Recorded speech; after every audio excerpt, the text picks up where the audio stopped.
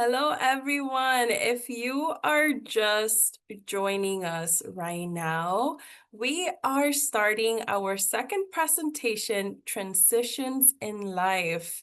My name is Lucelia Jong, and I am a resource coordinator and librarian here at Adapt Community Network. Before we get started, we want to do some housekeeping notes once again. If you have questions for our presenters, please use the Q&A feature.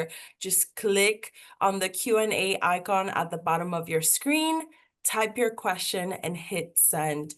The chat box will be used only for sharing helpful links and information about Adapt Community Network and this webinar, including how to access translation, which you will find posted there soon. So please keep an eye out on the chat. Now, we do ask you to keep all of your questions general in nature, since today's session is meant to share overall information and not address personal situations. And just a quick reminder, please do not include any personal details or sensitive information. Now, we do want to bring to your attention that if your connection were to drop during the session, do not worry or panic. You can just simply rejoin using the same link that was emailed to you in the invitation. We understand that technical issues, as you might have seen, could arise. And if you missed any content at all, kindly visit our website after the summit at www.adaptcommunitynetwork.org, and be sure to follow us on social media at Adapt We Change. We truly appreciate your patience and continued participation through our summit today. Now, it is my pleasure to welcome to today's session Dr. Lori Volpe. Dr. Lori Volpe has 40 years experience working with adults and children with ASD, that's autism, and other developmental disabilities in educational, residential, and vocational settings. In addition to her position with Birch Training Institute, Lori has also worked for agencies in the New York area, developing and opening programs for individuals in the autism spectrum, as well as providing consulting services to agencies and schools on Long Island, Westchester, and NYC. She holds a bachelor's in psychology from SUNY at Albany, a master's degree in developmental psychology from Yeshiva University, master's degree in school psychology, and a PhD in clinical psychology, both from Hofstra University. So please join me in welcoming Dr. Lori Volpe. Good morning. I'm going to share my screen.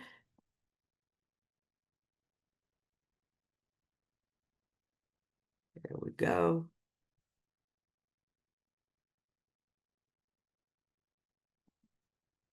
Here we go. So good morning. So there are many transitions that the individual and their families go through over the course of their lives in the educational and support services system. So it starts out in those early years. Diagnosis, EI services, applying for those services. Then at 2.5 or so, children are applying to CPSE for preschool special ed services. We move through those special ed preschool services, and then we start thinking about school age and that whole turning 5 process. Where is my child going to go to school? Where are they going to start their sort of traditional academic career? Is it going to be in the local public school? Is it going to be in an adjoining district? Is it going to be in a BOCES or a District 75 program if you're in the city? Or in a non-public setting, such as Birch or some of the other agencies that are out there, depending on what is the most appropriate fit for your child. You go through these processes of evaluations and looking at placements and what is right for my child, trying to find the best fit you can, because clearly everyone wants their child to achieve as much as they can achieve. And so finding that correct program is, what parents are looking to do. We get into the beginning of the school age programs. Our little ones from preschool are moving into kindergarten. And now the CSE process begins as they go through. Now it's instead of CPSE, which is the preschool Committee on Special Education, we now move into CSE.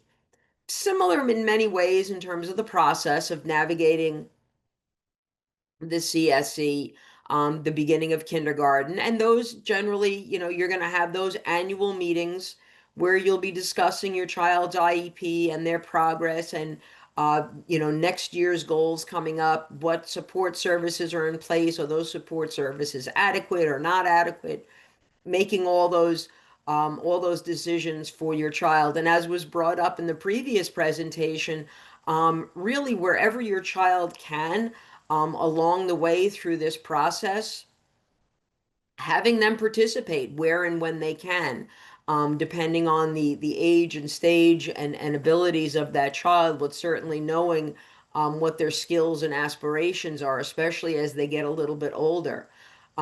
We talk about by time your child gets towards that middle part of elementary school, to really start thinking about getting yourself aligned with a care coordination organization, because it is through a care coordination organization that your child is going to have access to all kinds of OPWDD Medicaid services.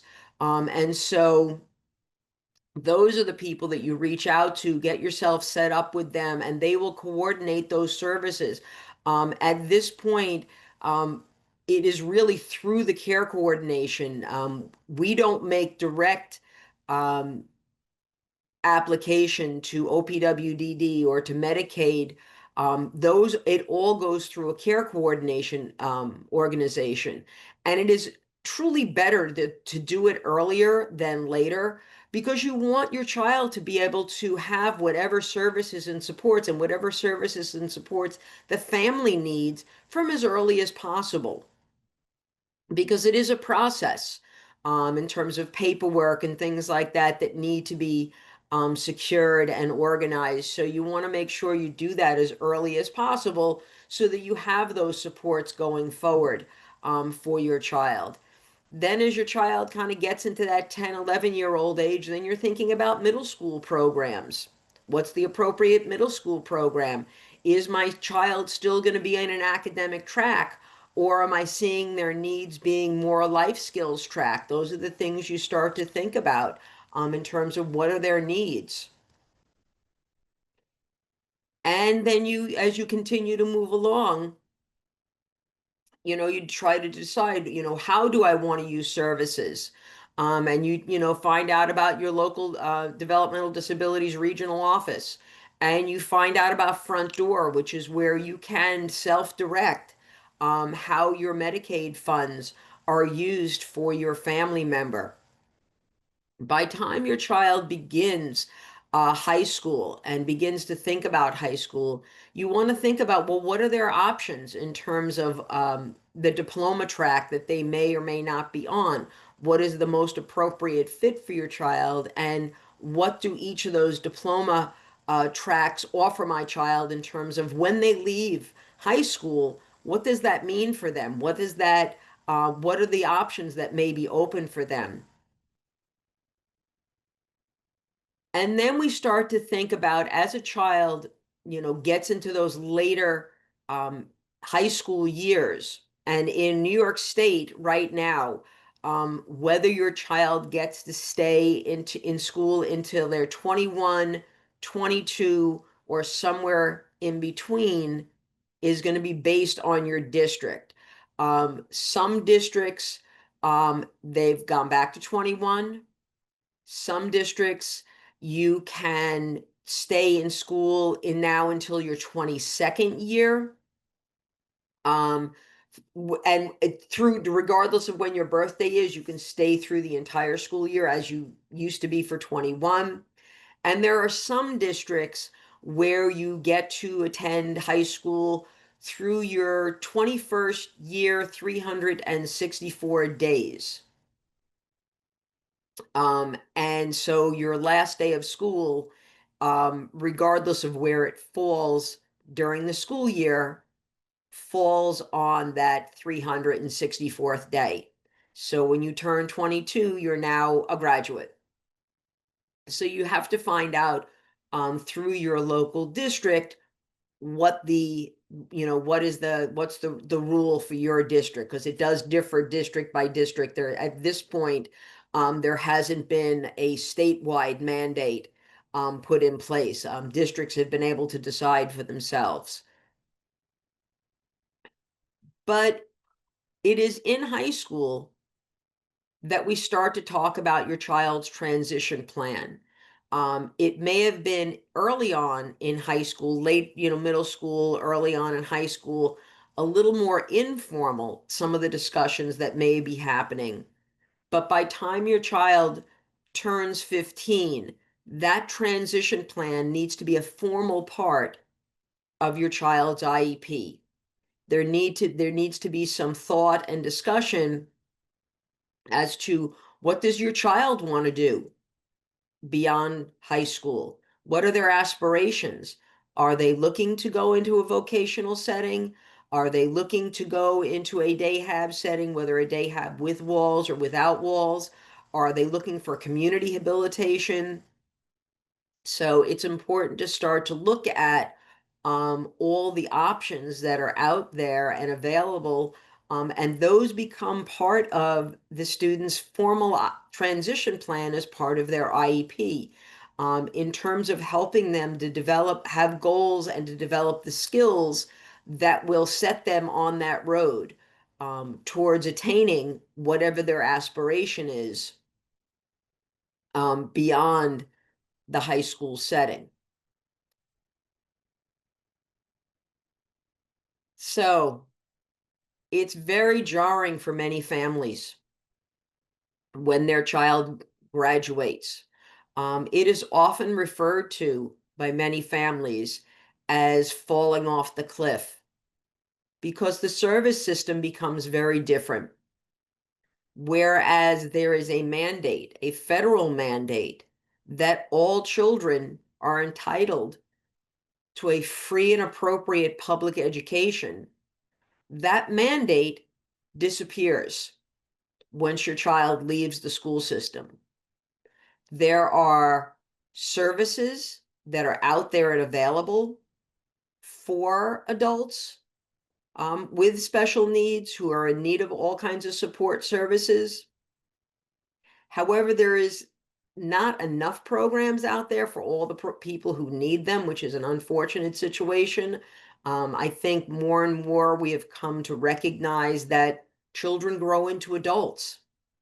And for these adults, most people with intellectual disabilities nowadays, intellectual and developmental disabilities, most are living the same lifespan as the rest of us because medical technology has improved to the degree that those things, the medical issues that may have shortened the lives with people with intellectual developmental disabilities, many of those issues can now be medically treated. So many of these individuals are living the same lifespans as the rest of us. So more and more programs, more and more agencies are looking towards opening and developing programs for adults because we realize that beyond graduation, these are people who are, what are they doing for the next 50 years? That is the thought in all of our heads. What are these people doing? What is the quality of their life going to look like for the next 50 years? What kind of supports and services do they need?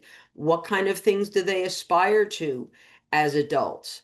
So these are all things that need to be considered when you're sitting in that meeting during those transition years where you get to put these things in your child's IEP is to think about, what does my child aspire to? What do we as his family members aspire to for him, if they are not fully able to express their aspirations, but to for the family to understand what that person wants, needs, enjoys in their life. So this is again, a team effort between those in school, the individual and their family, to work through that transition plan, so that when graduation comes, that they will have built the supports and services that they need to get them to where they aspire to be.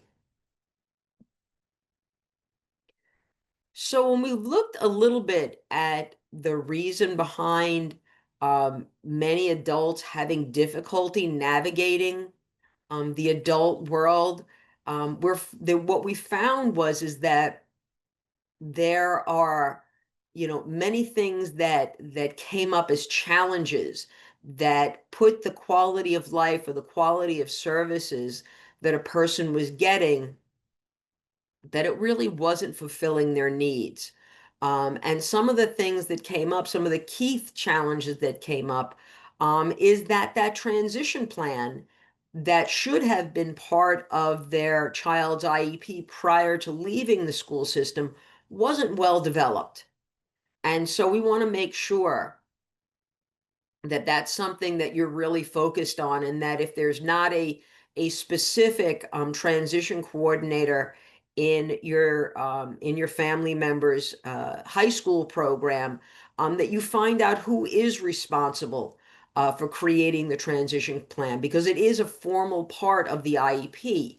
And so you want to make sure that you're getting good direction and support for that. And if there isn't a specific person, there may be some outreach that needs to be done to the school to make sure that that does happen, that there is a more appropriate, more thorough plan put in place, because your child is entitled to that. Um, Again, sometimes there are employment barriers. Oftentimes these barriers are because we don't recognize that there are jobs out there that many individuals with some modifications, and oftentimes minor modifications, can participate in. It's also about educating employers about the skills of these individuals, and where they often can fill a space within an organization, an employment need that an employer has, and they may not realize that these are people who can fulfill that niche. That's one of the things at Birch, amongst the other things that we do, along with our schools and our residential programs, is our employment program. And part of that is I also go and I speak to some of our potential employers who either will hire some individuals on a trial basis or on an internship basis, or offer them full employment, is talking to them about the what may look different in how some of the individuals we support may present, but how that may fill a niche in their organization, and the kinds of no cost, low cost, minor accommodations that an individual may need, that is really of no great burden to the employer, but then help puts that person in a place of good employment that's fulfilling their aspirations for a quality life, to be able to have employment, and is fulfilling that organization's need for an employee. And so sometimes it's about educating not only the individual, but potential employers as well. And again, the social isolation that many of the individuals that we work with, that they experience, and that many of the families experience. Oftentimes, depending on who the individual is and the challenges that they may display, again, when other people are not aware and not well versed in understanding that different people function in different ways, and different is not necessarily bad, different is just different. Um, it sometimes creates some social barriers. for individuals, and it creates barriers in them being able to make connections with others. They may have challenges with being able to communicate in what other people assume as typical ways. They may be using, augmentative devices, whether it be an electronic system or a low-tech system, and other people may not understand that or understand things like the processing delays of communication, both expressive and receptive. And again, many of these individuals, there's this kind of myth out there that especially people on the spectrum don't want to socialize. And that's absolutely a myth. They want social connections as much as anyone else. The challenge they have is they don't know how to navigate the social relationships. And again, sometimes school programs are not doing enough to help students build their social skills to the level at which they want to, expand upon them. And therefore, many of these individuals recognize that although they want to have friends and relationships, they don't know what to do. And so it creates a lot of social anxiety, and therefore they will sometimes avoid. So it's not that they don't want these relationships, but they will avoid social situations because it causes them so much anxiety because they're aware of the fact that there are things that they just don't know. And this also then becomes an impediment to their quality of life upon graduating, because they then really are just sitting in their parents' homes and not doing that outreach. And so helping to develop a plan that makes that person feel comfortable and allows them to have those connections with the people they do want to have connections with, can be very, very important when we're thinking about what are we working on in school with our students.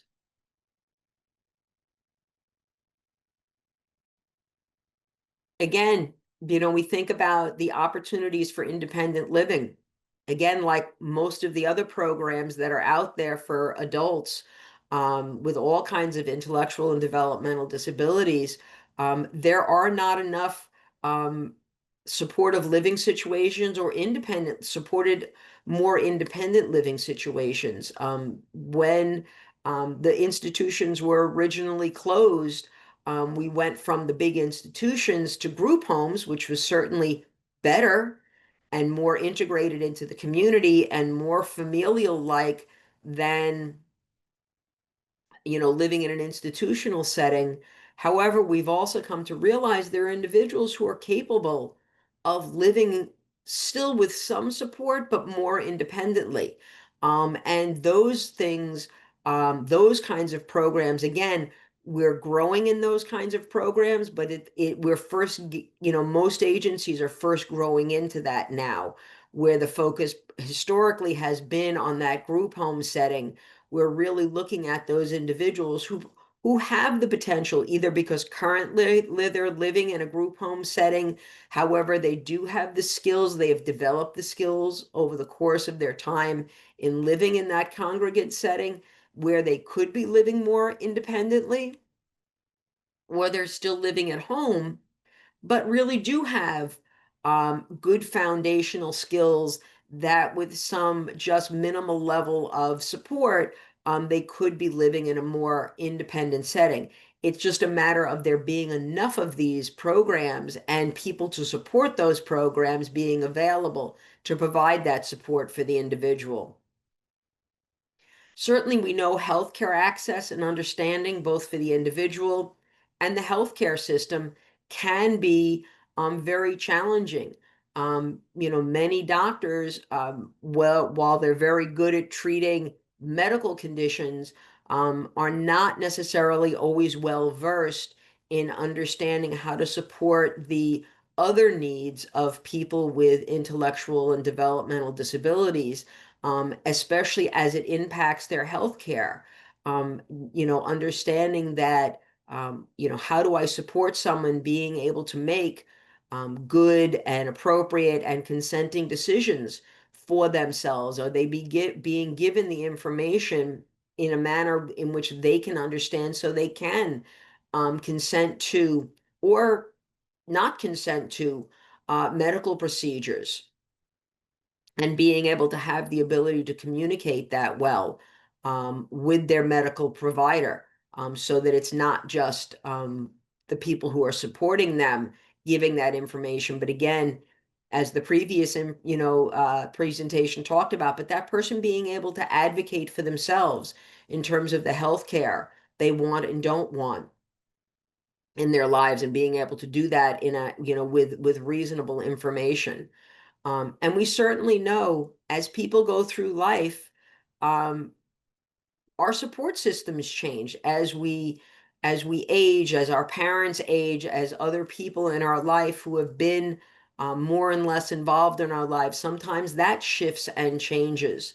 Um, and we want to sort of have some plan in place as to who may take on a that kind of parent centered role that it started with. How can the individual um, support themselves and advocate for themselves more appropriately, and who may that support person be when the parent is no longer able to do it? Is there a sibling who is now going to take on that sort of custodial kind of role in supporting their sibling? Is there another family member? Is there a trusted family friend? That decisions about how that support system will function going forward is important to have that continuity of care. And so that there's planning in advance, so that we minimize the surprises in people's lives, because we know that typically does not go well when there is a lot of indecision and decisions are having to be made because now there's a crisis moment. The parent that was caring for this individual now has had a medical crisis of their own, and can no longer care for their family member in the home. And so now we're scrambling to try to find something for this individual. So hopefully, as part of your transition plan, this has been discussed. Who does the individual themselves? Who do they want to be there if they're able to make that choice? They should have as much as they can, participate in that decision making as who do they want as their ongoing support. When mom and dad may not be able to do that anymore, who would they like to have step in and do that? And so, we want to make sure that that's worked out well ahead. And the unfortunate thing is, we're well aware of the fact that there is still um, a stigma and still discrimination around people having intellectual and developmental disabilities. There's still a good bit of mythology out there about what having an intellectual or developmental disability means and doesn't mean. And so part of, almost in some ways, the advocacy that an individual does for themselves, we also want to be doing for the whole community, that not only the individuals themselves, but those of us who support them really need to be part of that societal support system in advocating for people with developmental disability, and helping people who don't, who are not involved, who may not be exposed to people who are significantly different than themselves, that they are entitled to the same rights as the typically developing person, and that they have aspirations for a quality of life that everyone else has aspirations for. So that is kind of the ongoing work that continues to go on in supporting the whole community of people with intellectual and developmental disabilities across the whole spectrum of need for support and functioning, is to really kind of educate the general community in how these are just other members of society and they're entitled to the same things as everyone else.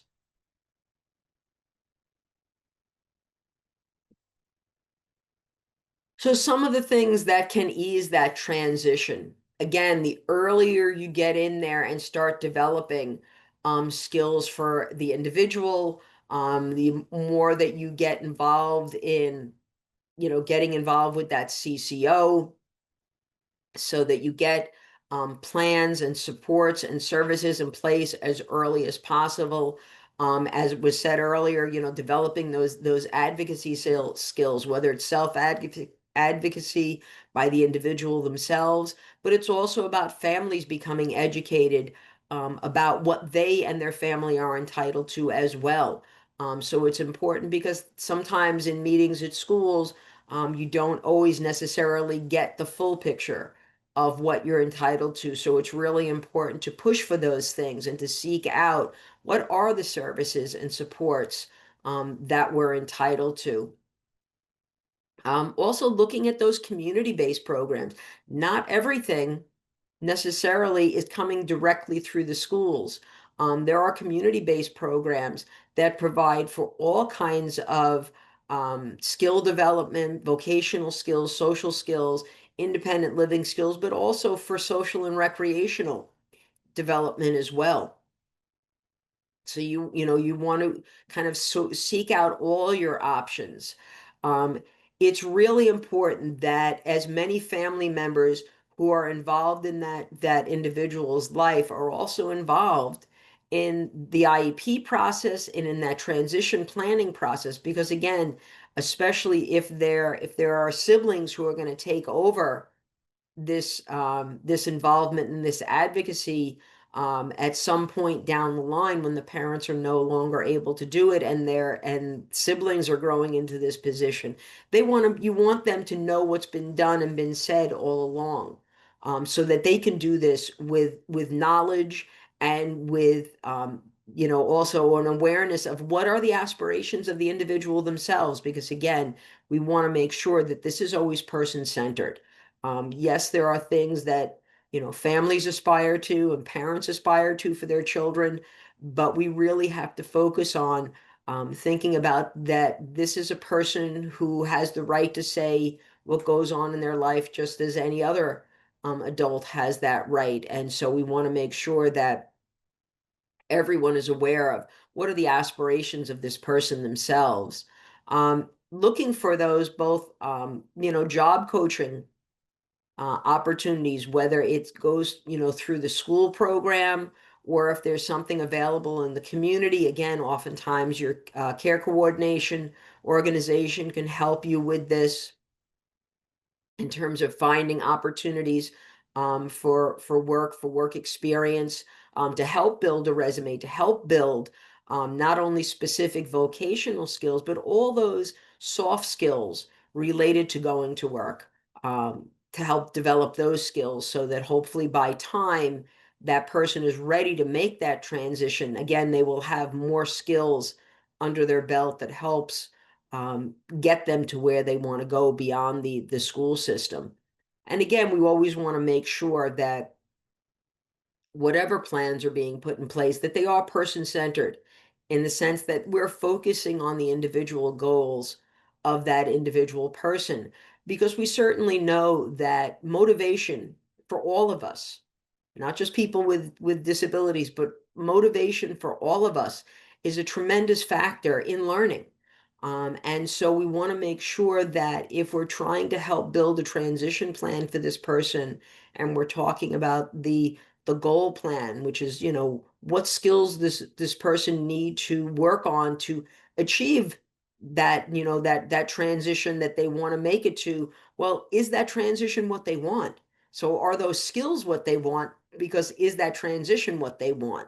We want to make sure that everyone is on board with it, that everybody is in tune with what the desires of this person is, because the individual themselves are not going to be motivated to work on developing those skills if it's not the goal that they're aspiring to. So care coordination. This becomes the real central focus of everything right now. It is really important, and I really encourage families to do this as early in your child's life as possible. You can do this from the moment your child is diagnosed. You're entitled to these services. And so the sooner you get hooked up with a care coordination organization and are assigned a care coordinator, case manager, the better for your child, the better for your family, because being enrolled in a CCO is required for any of the programs for that are run through OPWDD, the Office for People with Developmental Disabilities, the Home and Community-Based Services Waiver, all go through the CCO. So you know, it's not something that you can apply independently to. You cannot just make application to OPWDD. They don't want to hear from individual families. It doesn't work that way anymore. It has to go through care coordination. So the sooner you apply for it, the better off you're going to be, because this is someone who their whole job is providing for your child. What supports and services does this person need? In their whole, it is 100% person centered. It's not about necessarily, sometimes things do and don't get into someone's IEP because, the school doesn't have that program, access to that program, a professional who teaches that thing. But a CCO is allowed to reach out to whoever provides that service. They are not bound to, as the school is, what's available in our school. They have a much narrower access to supports and services, where the CCO can reach out to whoever and wherever the appropriate services that an individual might need are being offered. So they can build that for the individual, for the family, on whatever supports and services they may need. And those things grow and develop and change over the course of an individual's life. So again, the sooner that these things get in place, you will then have people who then have a history with the individual themselves as they grow and develop, and their skills develop, and they develop aspirations at different points in their lives.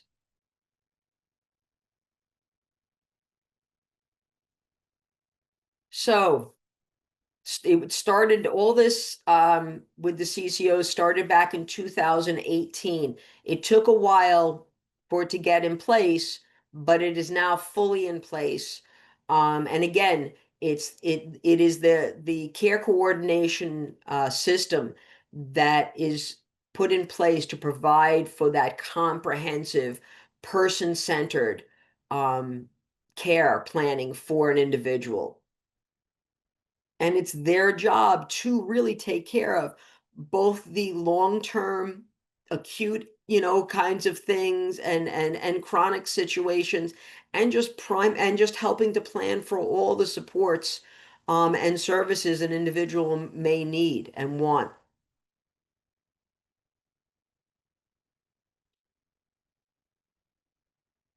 So care coordination, that home health homes provide these 6 core care functions.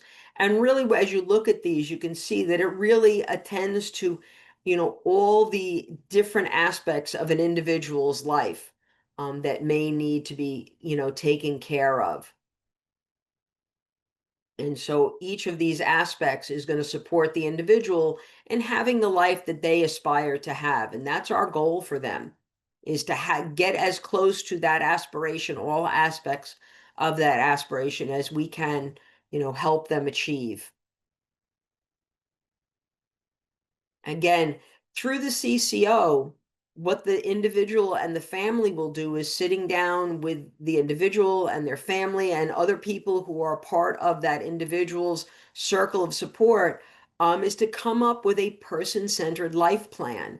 And sort of similar to an IEP, it lays out what are the goals that this individual aspires to? What are the things that they want to learn, develop, participate in? And who are these things going to be assigned to carry these things out? What organization, what program? All these things get assigned to a provider. And again, like the IEP, this is what we are bound to. is that life plan in this individual's aspiration as to how they want to see their life going, how they want their quality of life to be supported.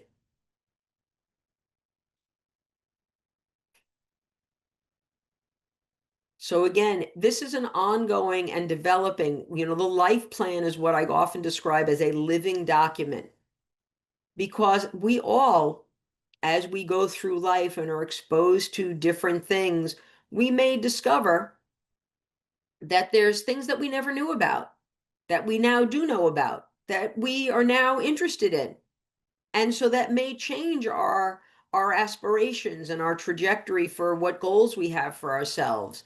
So the life plan is a person-centered and a living document that changes as that person's wants and desires change, as they learn new things and make decisions about, oh, I'd like to do this now.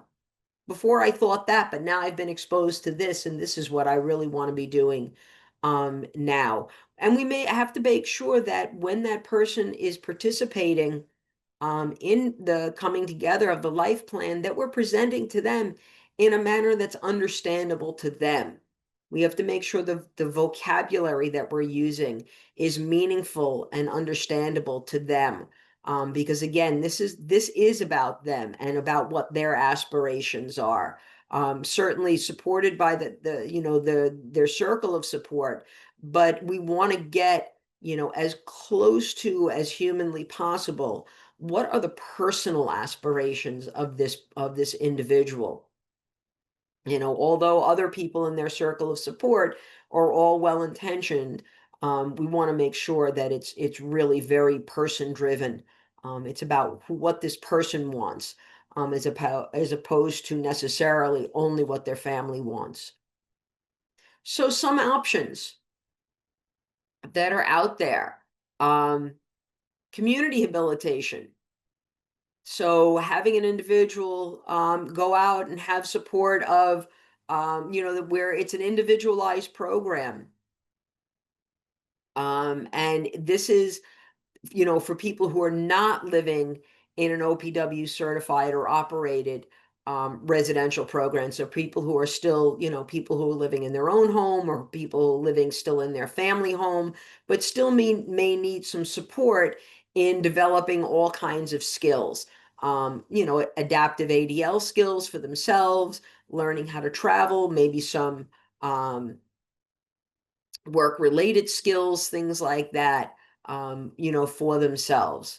So that's kind of an option in terms of day services for individuals. There's Dayhab. There's both Dayhab, what is often called Dayhab without walls, where individuals they may go to a center-based, program to initially meet up, and then they go out into the community and participate in all different kinds of social, recreational activities, and are learning community-based skills in more of a supportive group setting. Currently, the majority of day have programs are without walls programs. There are still some with walls programs for individuals who want or need just a site-based program. They don't want something community-based, but generally you have to have a rationale as to why not. Because the mindset of OPWDD is they really want everyone as fully integrated into the community as they can and want to be. And so that's why there's been a significant push for the majority of these day habilitation programs to be without walls programs, is because they are community based. But there are some individuals, for a variety of reasons, who either don't want a community based program, or whose needs at this point in time in their life, it just is not the appropriate setting for them yet. And so Again, that's a decision that the individual and their circle of support need to make as to what is the best fit for them. Front door is another option. This is when the individual themselves chooses the services and supports that they want to need, that they want. And it is provided to them in a very individualized way. The challenge with this is, though, is that it then falls to the individual, their family, their circle of support, to hire all the people and manage all the people that will be working with this individual. And again, it becomes much the upside of this, the real pro side of this, is that it is very, very personalized. And it really helps them build the skills and relationships and their integration into the community um, in a way that is maximally personalized to what the desires of this person was. The challenge is, though, is that it's becomes a job for the family, because now they are hiring, firing, directing the staff who are supporting their family member or the person that they support. The only part that the family doesn't have to do is the payment part. That goes through an intermediary, because again, it's Medicaid funds, so that gets paid through Medicaid. So they get to choose who works with their family member, and then the fiscal intermediary takes care of the payment. So it is positive in the sense of how personalized it can be. However, it does put a great deal of the onus on how things go on the family, which can sometimes be a little bit challenging for some. Certainly, there's plenty of things that are out there. There are plenty of people who want to and can be working. And so OPWDD does support employment and helping people to develop skills that will get them into a paid position, either part-time or full-time, whether it's partially integrated or fully integrated kind of services and supports. And so there are programs out there that will help the person develop both of their vocational skills and all those social skills that are needed, those sort of what they call the soft skills, in terms of being able to attain and maintain employment. And so OPWDD does support those programs as well, when it is appropriate for the person. There's all kinds of, again, all different routes to employment depending on what the skill set and needs are, and desires are of the person. So there's something called Pathways to Employment. So that is a year-long program where the individual gets to sort of be rotated through a variety of different kinds of jobs, because maybe they weren't exposed to enough while they were in high school, and so they're not really sure they know that they want a job, but they're not really sure where their skills would fit best, what kind of job they would actually want, because of limited exposure, to know what they do or they don't like. So it helps to give them that information so they can make an informed decision about what they want to do in the future, where they see themselves being based on the exposure they have to that. So that's one of the potential um, ways of working towards employment. Again, there are certainly pre-vocational services out there where if someone is sort of already knows, oh, I really love music. And so I want to work at something involved with, working in, something to involve with music. And so they maybe get an internship working at a music store where they're helping people pick out, sheet music and deciding what instruments they want to play and help build their skills when they already have kind of a mindset of what they want to do. And so that helps develop their skills specifically within an area of interest.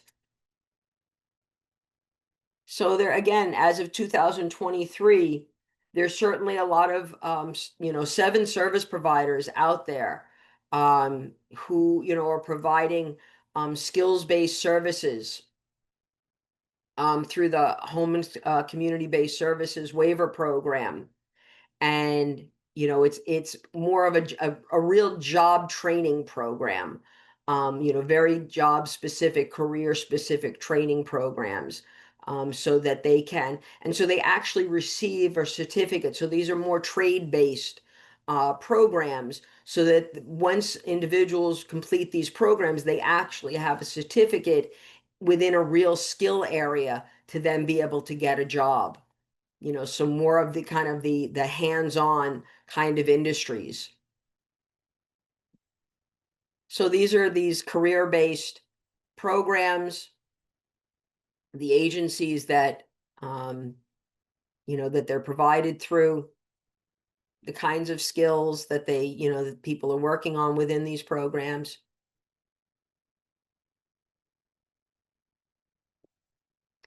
Again, housing. There's all kinds of options. Again, depending on what the desires of the individual are, what their skill set is, because certainly we want people to be in a living environment which is safe for them, and provides them with all the things that they need in a home environment. So certainly, we want people to, live as independently as they aspire to live. Certainly, there are people who um, can and do live more independently, but there are other people who choose to live in congregate settings, may choose to live in a situation in which maybe they have a roommate instead of living all on their own, but they can make all kinds of decisions for themselves. And so it's what kind of living environment someone's gonna, be in is gonna be based on what their skills are, what their resources are, what their needs are, in terms of living in the community. There's also an option where an individual can choose to have a live-in caregiver or live in sort of almost a boarding house kind of situation where they have their own room, they pay their rent, they do all those things, but there's support in the house. So it's kind of a familial kind of setting. Again, that paid neighbor who's on call, person lives independently, but they have someone who gets paid to drop in on them on a regular basis to make sure that everything that they need to be doing, anything that they need reminders for. Did you remember to make your doctor's appointments? Did you refill your medications? Did you remember to pay your phone bill? Those kinds of things. And any kind of environmental modifications that may need to be made to a person's home to be able to stay in their home. Does this person need grab bars in the bathroom? Do they need, ramp by the front door? Whatever it is that they may need, these things can be provided for. Again, family care, sort of like the foster care system, but it's for adults. And it's not foster care in the sense that it's the person is there as long as they want to be there. But they're, an adult person going into another family's home to live with that family as a member of their family. Um,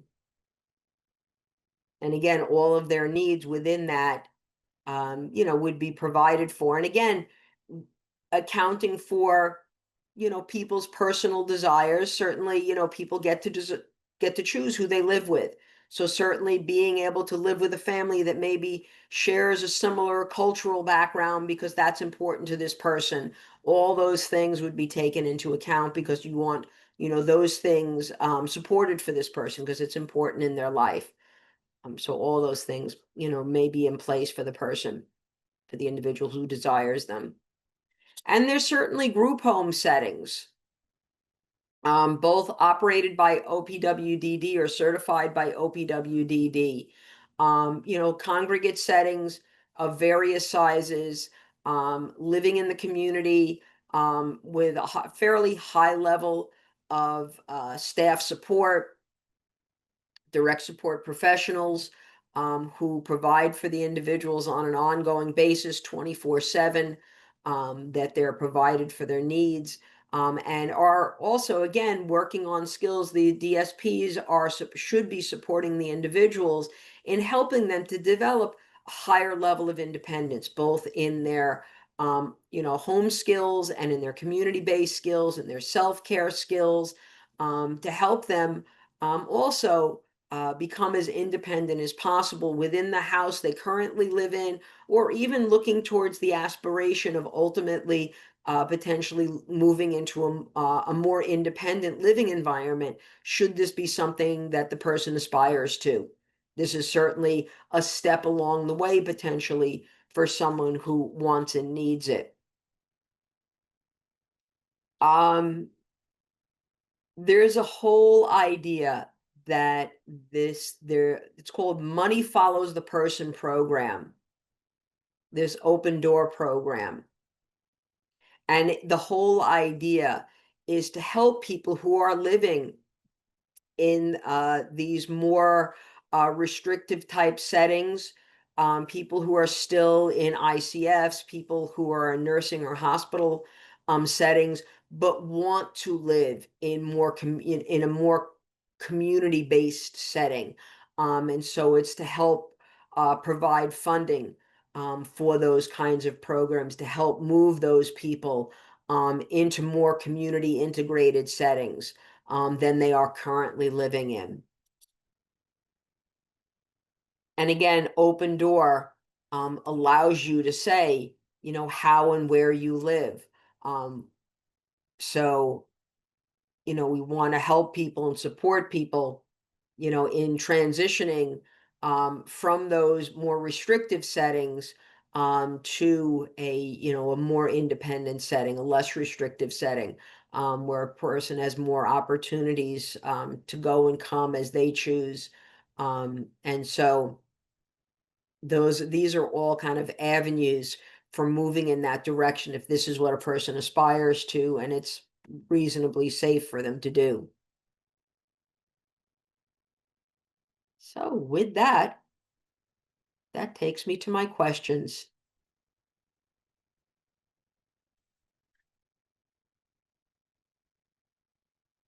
Hello, Dr. Volpe. What a wonderful presentation. I do want to let our participants know that we are going to start question and answer session right now.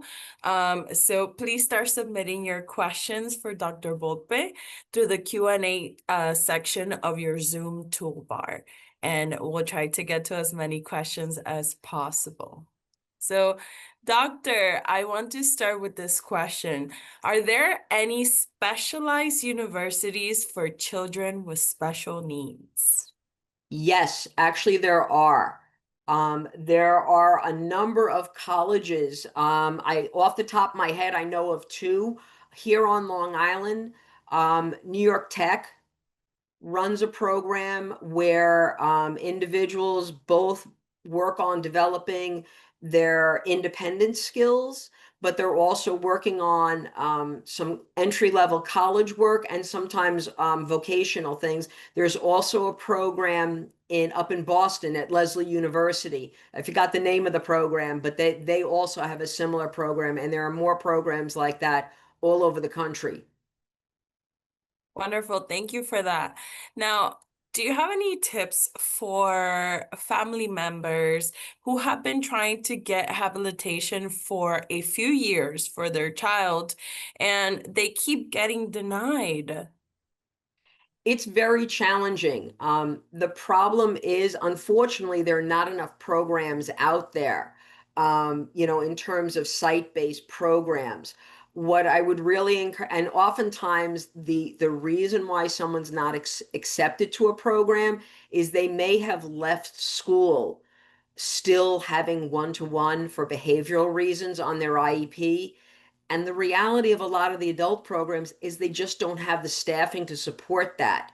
So sometimes these are the families that it may be the better option to at least begin with going front door to help their family member develop those skills that would then help support them getting into a site-based program so that they will still have some skill development. They're not just sitting home along the way, because that they are entitled to.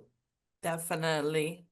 Now, can you elaborate on what person-centered services mean in practice, especially for adults with intellectual or developmental disabilities who might have limited communication skills? So it's about knowing the individual. Just because a person may not be able to verbalize what their aspirations are, um, certainly people who use augmentative systems.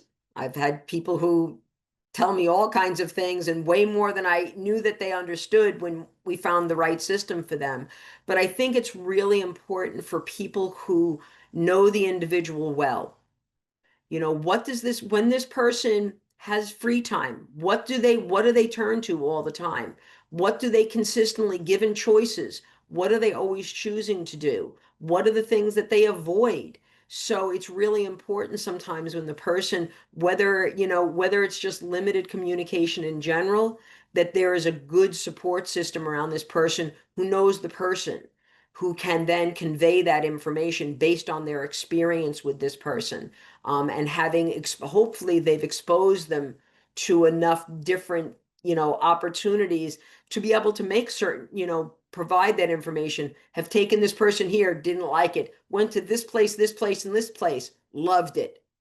Those kinds of things that would help kind of give people information about what this person might aspire to if they can't themselves. Definitely and very important, right? Now, what are the most significant differences between the school-based system and the adult support service system that families should be preparing for? I think the biggest thing that I think is shocking to families is there's no longer a mandate. You're not entitled to anything anymore, except for, Medicaid and Social Security check. You're not entitled to a program anymore. Whereas when your child was in school, they were entitled to be in school, and they were entitled to whatever supports and services they needed to be able to participate in being in the school system. And as adults, now everything is eligibility. Yes, you are eligible, but you only get a seat if we have a seat. Schools have to open another classroom. If they don't have enough seats for the students applying, they have to open another classroom.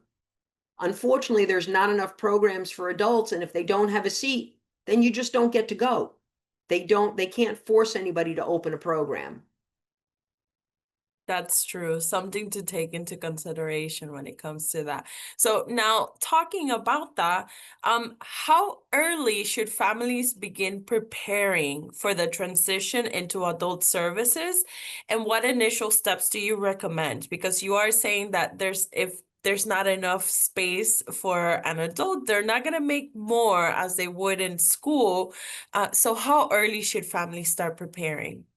I think as soon as you start your child's transition plan, so when your child's 14, 15 years old and you're starting to put that transition plan together, I think it's really important for families to go out and look at the different programs. Where do you want your child to be participating in a program? Do you want it to be in your local neighborhood? Is your child okay traveling a distance if it's going to be a half an hour bus ride? All those things. Go and educate yourself about the programs that are out there, the different agencies that are out there.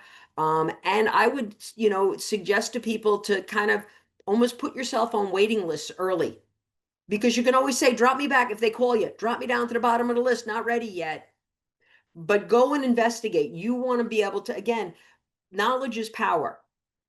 And sort of going and doing and going all these through all these things as early as possible. So again, working with your care coordinator, you can sort of put that on the list as, these are the agencies, when my child is ready, we've gone and we've seen their programs, we think these are the ones that are going to be the best fit for our family members.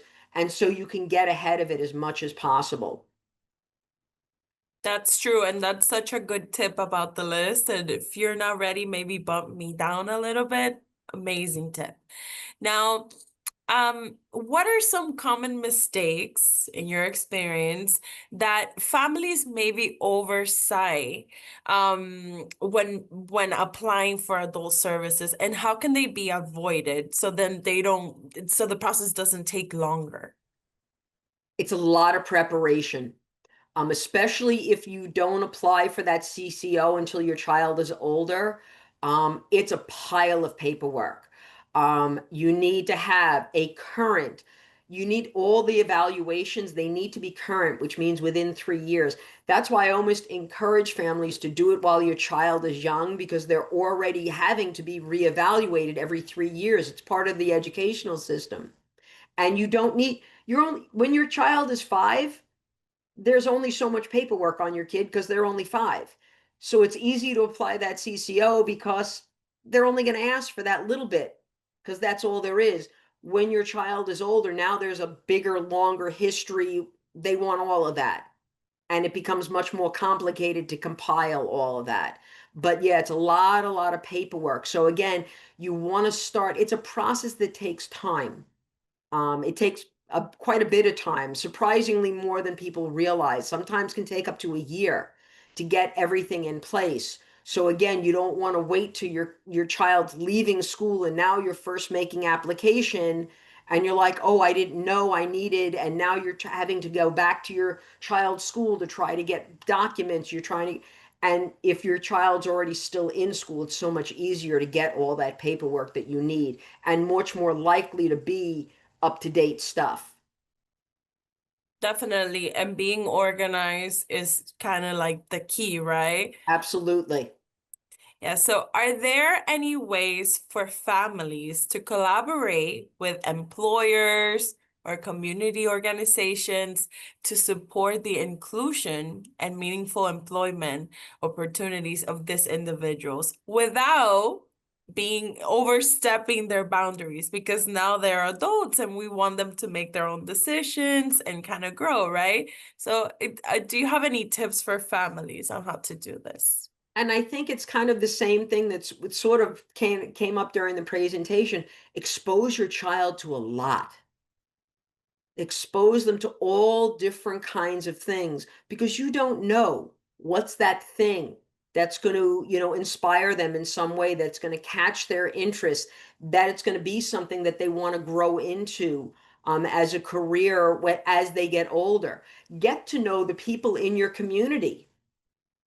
Take your child into stores, into businesses, to introduce them to different, so that when your child, as your child's getting older, that there are people in the community who know them already and know their interest. If you have a child who can and is able to, that summer job, that once a week, even if it's a non-paid, going in and helping just to learn about stuff, and people, and again, those businesses to learn about people with disabilities. Oh, your kid goes on Saturdays and goes, they love animals and they go to the pet store on, Saturday afternoon, and they spend an hour on Saturdays and they help with, feeding the fish, whatever it is. But there's some, so that the employer gets to understand, oh, this is somebody with skills I never knew. Oh, and it's somebody who lives in the community, and they're being educated as well. Very important to kind of bridge that, Yeah. right, Got between to the create those families. bridges. We just got to go out and do it. Because unfortunately, there are just a lot of people out there who just don't know. They've never been exposed to people who are different than themselves. And so they just have either no thoughts at all, Or sometimes people have negative thoughts, again, because your Yes. default is, oh, if this person can't go out on their own, they must be dangerous. Like people, that's what their default is. Yes. Now, what about children who have medical conditions and they are mandated to have nurses? What happens when they transition to day habs? Those tend to be fulfilled better because it's a medical condition. But again, oftentimes, I mean, it's gonna be kind of a coordination between the agency providing the day hab and who's providing that medical support. There's got to be some coordination. Is that something that's being provided through that agency, or is that something separate that the family is arranging for to have that person come in? And so that's going to have to be coordination between the program and the family. And again, can that is the facility or the program still able to fulfill the needs for that person? Are they set up for, if this is a person with significant medical needs and they happen to use a wheelchair to get around, is this, this site, is it handicapped accessible? Do they, if it's if it's a day hab without walls, do they always have handicapped accessible transportation? Things that they, so things have to be, properly arranged to make sure that the program can fulfill all the needs of this individual. Yes, small details like that can become really big issues if you don't plan ahead, Yes. right? And that's why it's also, again, so important as you're, going through, as your child is in this transition process in high school, that you start to go and look ahead of time so that you'll have a sense of, oh yeah, this program's not going to work because look at the building they're in. This program, yeah, no place to go here. So again, they'll be better able to make decisions as to who are we going to apply to, who is most likely to be able to have those supports available to my child, so that again, it's going to be a successful transition. Yes, and that is what we're hoping for. So, what about special equipment? What do families need to know before children transition, children that use special equipment? Um, you should be able to get at all that through Medicaid. If these are things that your child, they've had a communication device, they've had, special equipment for feeding, they've had a wheelchair, they've had a chair for positioning, all those things they should be able to get through Medicaid. You just have to reapply for them because things like oftentimes like students' communication devices often belong to the school. So again, that's one of those things that I say to families before your family member graduates from school, apply to Medicaid to get their communication device. Because when they graduate, they have to give the one that the school gave to them back to the school. And you don't want them, because again, sometimes it takes a while if you're applying till they get that device to you, and you don't want to have that lag time where the person doesn't have a way to communicate. So sort of get ahead of it, saying, my child is graduating in a year, they use an iPad to communicate, it's got Proloquo to go on it, the iPad costs $1,000, Proloquo to go costs, $400. I need those things paid for because this is what my child uses to function. Definitely. So working with the clinicians way in advance is Yeah. the best solution. So, Dr. Volpe, we only have time for one more question. And I know that parents are always thinking about IEPs and the IEP meeting and what are we going to use this beyond school for? So, what role do IEPs, and for participants that might not know, that is an individualized education plan, play in preparing students for the adult world, and how can transition goals be made more meaningful in this plan? I think it's really important for families to sort of educate themselves, one, about how the IEP system works, how does the CSE run? It's important that they educate themselves about that because again, sometimes um, it's not as informative as it could be. Um, And so you really want to start to think about say to my educational staff when I'm working with them is preschoolers, we shoot for the moon because I have no idea what their potential is. So we shoot for the moon. Elementary school, we start to get a little real. We start to have a perspective of what is this kid's skills, where I think this kid may be going. By the time we get to middle school and high school, I have a pretty good sense of who this individual is, what kind of skills they have, and that now we're getting into now that transition plan is in place. So, okay, this is a person this is their aspiration in life. So now I really want to start to look at those educational goals and see now how well connected are they to what is this person's aspiration for transition and on a realistic level. If I'm 17 and I can't read and I can't spell, I should not be tracing my name anymore. Like that shouldn't be one of my goals anymore, is learning how to trace my name because that's not going to serve me in my life.